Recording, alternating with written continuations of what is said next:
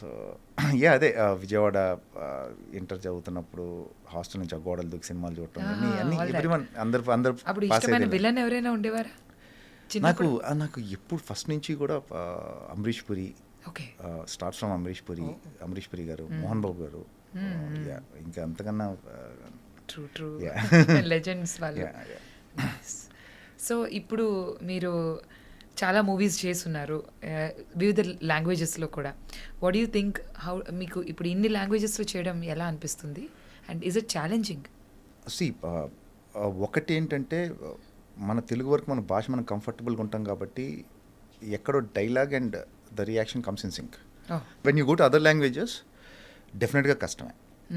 కష్టం in the sense ఏంటంటే ఒక లాంగ్వేజ్ మీద హోల్డ్ లేకపోతే ఎక్స్ప్రెషను డైలాగ్ టైమింగ్లో రావు బేసికల్గా. కొన్ని కష్టాల తర్వాత ఎట్లాగో అది కూడా ఓవర్కమ్ అయ్యాం ఎక్కడో. బట్ అన్లెస్ అంటిల్ మీకు వేరే లాంగ్వేజ్కి వెళ్ళినప్పుడు ఆ కల్చర్ తెలియకపోతే you can't be better actor. మనం అందరూ డైలాగ్స్ అవన్నీ అనుకుంటాం కానీ కాదు. ఇప్పుడు మనం తెలుగులో చేస్తున్నప్పుడు మనకి చిన్నప్పటి నుంచి మన కల్చర్ తెలుసు కాబట్టి, అంటే మన పండగలు తెలుసు, మన మనుషులు తెలుసు, మన స్లాంగ్స్ తెలుసు, యాసలు ఏవే ఉన్నాయి అన్నీ తెలుసు. తమిళ్లో కూడా కల్చర్ తెలిస్తేనే బెటర్ యాక్టర్. ఏదైనా కానీ ఎనీ లాంగ్వేజ్ నువ్వు చేసేటప్పుడు కల్చర్ తెలియాలి. సో దానివల్ల కొంచెం కష్టమే. బట్ సో ఇప్పుడు మీరు హిందీలో కూడా చేస్తున్నారు. లేటెస్ట్గా సింగం 3లో మీ ఎంట్రీ మేము చూడబోతున్నాం. సో ఆ ఎక్స్పీరియన్స్ కోసం it's again the same thing. మీకు తెలుగు కానీ హిందీ కానీ the amount of effort and ఇదంతా కూడా లాంగ్వేజ్ ఒకటి పక్కన పెడితే ఎఫర్ట్ ఈజ్ సేమ్. మీరు అన్ని చోట్ల పనిచేసే విధానం ఒకటే. Just that it's a Hindi film అంతే. ఇప్పుడు నేను తెలుగులో ఇక్కడ ఏదైతే చేస్తానో రోజు నేను షూట్కి వెళ్ళి అదే చేశాను హిందీలో కూడా. But nice to work with Ajay Devgan గారు కానీ Rohit Shetty and all. It's మంచి ఎక్స్పీరియన్స్ అది. సో మీ ఫస్ట్ మీకు బాగా పేరు తెచ్చిన మూవీ మేమందరం మెచ్చిన పవర్ స్టార్ గారిది ఖుషి. సో అంత పెద్ద యాక్టర్, అప్పటికే ఈజ్ లైక్ చాలా క్రేజ్ ఉన్న యాక్టర్ కదా. సో మీకు ఆ టైంలో ఎలా అనిపించింది ఆయన ఆపోజిట్గా విలన్గా? నాకు అప్పుడు నేను ఇన్స్టిట్యూట్ ఇంకా జరుగుతుందండి అది. శ్రీధర్ రెడ్డి గారు అని చెప్పి మా కొరియోగ్రాఫర్ ఉండేవాళ్ళు అక్కడ. సో ఆయన అప్పుడు పవన్ క్రియేటివ్ ఆర్ట్స్లో పనిచేస్తూ ఉండేవాళ్ళు కళ్యాణ్ గారి దగ్గర. సో సెలక్షన్స్ అంటే వెళ్ళాం యాక్చువల్లీ. ఒక 20-30 మెంబర్స్ వెళ్ళి ఉంటాం అక్కడ. ఒక 8 to 9 మెంబర్స్ ఉంటాం ఆ సీన్లో. కాకపోతే వెళ్ళటానికి మటుకు 20-30 మెంబర్స్ వెళ్ళాం.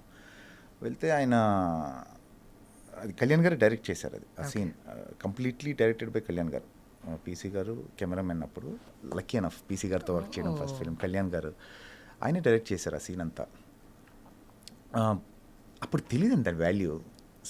కళ్యాణ్ గారు, వీ నో దట్ కళ్యాణ్ గారు ఈజ్ ఎ బిగ్ స్టార్, అందులో డౌట్ లేదు. అప్పటికే ఆయన తొలి ప్రేమ అన్నీ ఆయన సినిమాలు చూస్తూనే ఉన్నాం. హ్యూజ్ స్టార్ ఆయన అప్పటికే. కాకపోతే నా ఉద్దేశం ఏంటంటే యాజ్ ఎ బిగినర్ నాకున్న ఇదేంటంటే ఒక సీనే కదా ఏంటిది అని ఫీలింగ్ నాకు పర్సనల్గా.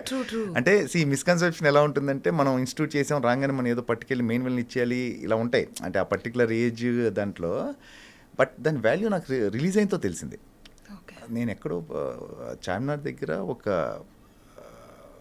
టీ షాప్ ఉంటుంది, ఇరానీ కెఫేకి వెళ్తే 3-4 మెంబర్స్ డబ్బులు తీసుకోలేదు. Just because I was part of Khushi. అది హైదరాబాద్ బేస్డ్ సీన్ బాగా.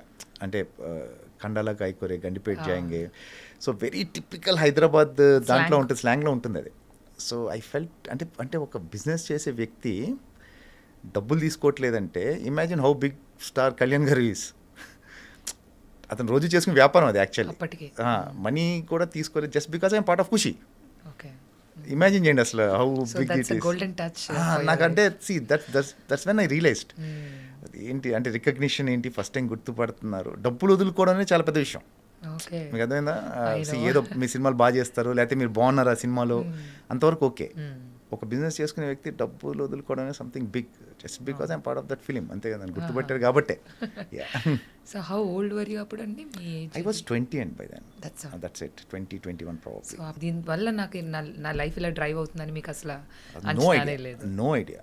అంటే మీకు ఇక్కడ విచిత్రంగా ఏంటంటే ఇప్పుడు మనం జాబ్ ఏదైనా ఉందనుకోండి, ఒక గ్రాడ్యుయేషన్ చేస్తేనో పలాంది చదివితేనో లేకపోతే ఒక కోర్స్ చేస్తేనో దానికి ఫర్దర్గా మనకి ఏవో రిజల్ట్స్ ఉంటాయి లేకపోతే ఇన్ని జాబ్ ఆపర్చునిటీస్ ఉంటాయి. ఇక్కడ ఏముంటుంది, ఇక్కడ ఏముండదు కదా.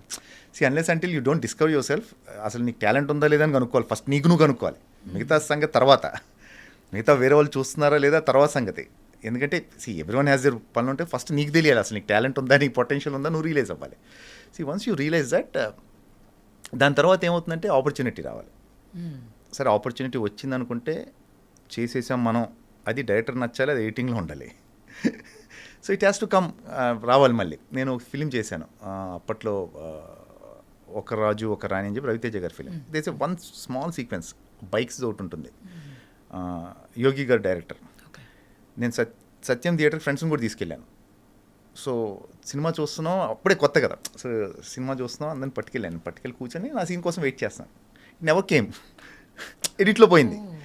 Then I realized, it's not that మనం చేస్తే కాదు, there are so many things after that. అది ఎడిట్లో ఉండాలి, తర్వాత మనకి అంటే ఎన్ నెంబర్ ఆఫ్ థింగ్స్ కలిస్తే కానీ ఒక యాక్టర్ పేరు రాదు. So fortunate enough, part of good films, work with good directors. So అన్నీ కలిసి రావాలి, చాలా కలిసి రావాలి.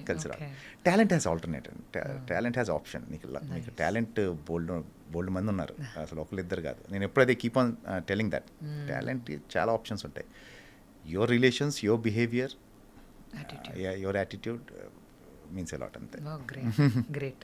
అయితే మీరు చెప్పిన మాట అయితే అన్నిట్లో వర్తిస్తుందని ఎవ్రీవేర్. ప్రొఫెషన్ మైట్ బి అటు ఇటు డిఫరెంట్ ఉండొచ్చు, కానీ it's all the same. So మీలాగా ఇప్పుడు మీ గురించి మేము విన్నది ఏంటంటే, ఇప్పుడు చదువు మధ్యలో స్టాప్ చేసి కూడా మీరు హైదరాబాద్ వచ్చేసారు అకస్మాత్తుగా. ఆ తర్వాత మీరు రియలైజ్ అయ్యారు something very uncertain usually. So చాలా మంది పిల్లలు they love to be a part of Indian cinema, especially మన తెలుగు వాళ్ళు కూడా చాలా మంది అబ్బాయిలు అమ్మాయిలు ఉంటూ ఉంటారు. వాళ్ళు కూడా స్టడీ స్టాప్ చేస్తూ ఉంటారు, బ్రేక్ ఇస్తూ ఉంటారు, ఆడిషన్స్కి వస్తూ ఉంటారు. సో వాళ్ళందరికీ మీరు ఇచ్చే మెసేజ్ ఏంటి? ఎడ్యుకేషన్ టాప్ ప్రయారిటీ అండి, very important. And it might sound very cliche, అందరు ఇదే చెప్తారు, బట్ ఇట్స్ వెరీ ఇంపార్టెంట్. ఎందుకంటే మీరు ఆ ఎడ్యుకేషన్ వల్ల ఏదో నేర్చేసుకొని నీకు జాబులు చేసుకొని డబ్బులు సంపాదించేస్తాను కాదు. You know how to behave, you know how to judge people. మనుషులు మీరు జడ్జ్ చేసే విధానం తెలుస్తుంది మీకు, ప్రాక్టికాలిటీ వస్తుంది. So education is important. But coming to industry and it's a beautiful field అండి. మీరు ఇండస్ట్రీ రావడం అనేది you should be very fortunate and lucky to be around. నేను పర్సనల్గా నమ్మే విషయం. ఎందుకంటే మీరు ఏ ప్రొఫెషన్ చేసినా ఏం చేసినా ప్రాబబ్లీ మీ ఆఫీస్ వరకు తెలుస్తారే మీరు.